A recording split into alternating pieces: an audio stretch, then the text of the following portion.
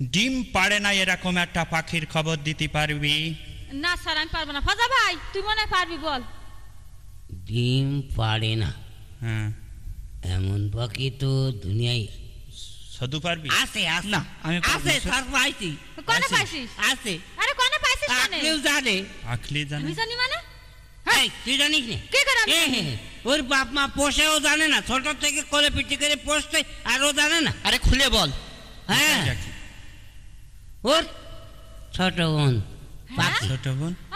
ও তো ছোট বোন ডিমও পাখি। পাড়ে না।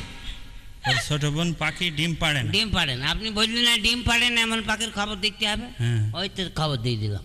ও ছোট বোন পাখি। পাখি জি স্যার, ফজার কথা ঠিক আছে স্যার।